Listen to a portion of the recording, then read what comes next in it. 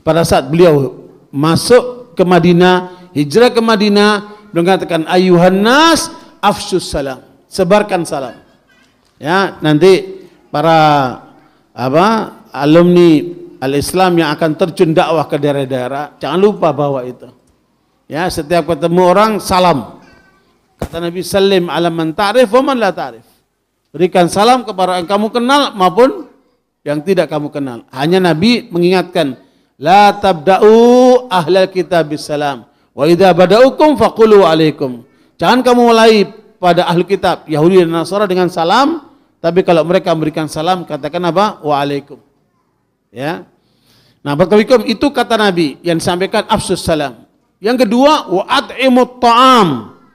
Ini di antara tanda berhasilnya seorang dai, ditandai dengan apa? Dia banyak memberikan salam, menyebarkan kedamaian, dan apa? Memberi makan. Ya, wa at'imut ta'am, kasih makan orang. Jangan makan sendirian aja. Perhatikan orang lain banyak yang susah, beri makan orang. Kemudian yang ketiga, wasilul arham, bangun silaturahmi. Bangun silaturahmi. Dai yang sukses adalah dai yang membangun silaturahmi. Berarti dia sedang membangun jaringan. Ya, makanya jangan berhenti bersilaturahmi. Apakah silaturahmi dengan orang tua, silaturahmi dengan ulama, silaturahmi dengan pejabat, silaturahmi dengan para tokoh. Ya, silaturahmi dengan apa? Antar masjid. Bangun silaturahmi. Karena kekuatan kita ada di silaturahmi. Kata Jenderal Sudirman, kekuatan musuh tidak mungkin dikalahkan kecuali dengan kekuatan juga. Dan kekuatan kita ada pada silaturahmi. Ya, itulah Nabi menganjurkan untuk bangun silaturahmi. Baru yang keempat yang mengatakan waqumu wan nasu niyam. Ya, tiga terkait dengan kemanusiaan. Baru yang keempat terkait dengan Allah. Bangunlah di tengah malam, di saat lain orang sedang tidur. Ya, di saat itu orang sedang tidur, kamu bangun. Makanya para dai yang akan terjun dakwah ke daerah, jangan lupa itu. Ya, bangun hubunganmu dengan Allah. Jadi hablum minan nas dikaitkan tiga hal. Hablum minallah dengan apa? Dengan qiyamul lail. Wa qumu wan nasu niyam. Bangunlah di waktu malam sedang orang lain sedang tidur. Tadkhulul jannata bisalam. Kamu akan masuk dengan surga dengan selamat. Jadi itu. Jadi penduduk surga itu mengucapkan subhanakallahumma, kemudian mereka banyak mengucapkan salam dan ditutup dengan apa? Alhamdulillah. Selalu menutup dengan apa? Alhamdulillah. Nah, karena itu barakallahu, inilah ahli ilmi yang akan senantiasa bergerak dalam kehidupan ini, ya, menjadi calon-calon ahli surga yang di surganya sudah dijamin oleh Allah, di dunianya akan kelihatan seperti itu. Pada saat selesai Nabi mengucapkan itu, maka Abdullah bin Salam, tokoh Yahudi ini mengucapkan asyhadu an la ilaha illallah wa annaka rasulullah. Masuk Islam. Hanya dalam ucapan yang pendek itu. Mengapa kita ini banyak ceramah, banyak mengungkapkan hal, kok gak banyak orang masuk Islam? Nah, ini pengaruh ucapan Nabi itu dahsyat. Ya.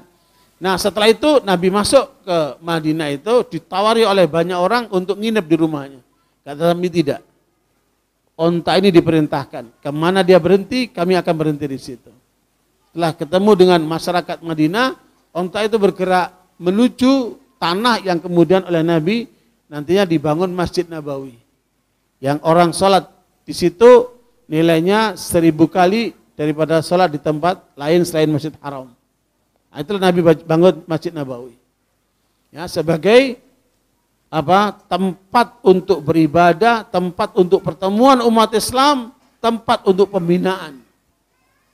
Ya, di Masjid Nabi itulah kemudian Nabi membangun kader-kader beliau dari kaum Muhajirin dan dari kaum Ansar.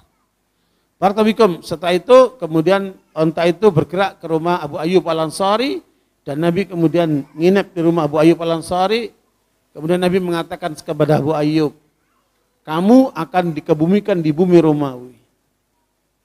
Ya, sampai Rasulullah wafat, Abu Bakar wafat, Umar wafat, Utsman wafat, Ali wafat, Abu Ayyub masih hidup dan sudah tua renta.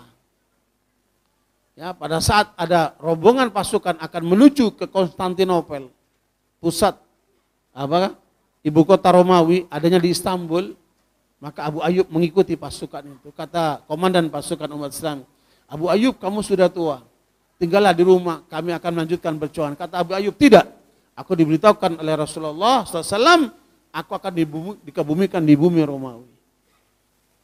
Kalau seandainya dalam perjalanan ke sana aku menemui ajalku sebelum ikut di dalam peperangan itu, jangan kuburkan jasadku. Ya, ikutkan jasadku dalam peperangan itu sampai kalian mencapai Istanbul dan kebumikan di sana. Karena Nabi memberitahukan seperti itu. Sekalian, ternyata Abu Ayyub semangatnya tidak berhenti karena sudah merasa tua. Makanya perjuangan tidak mengenal pensiun.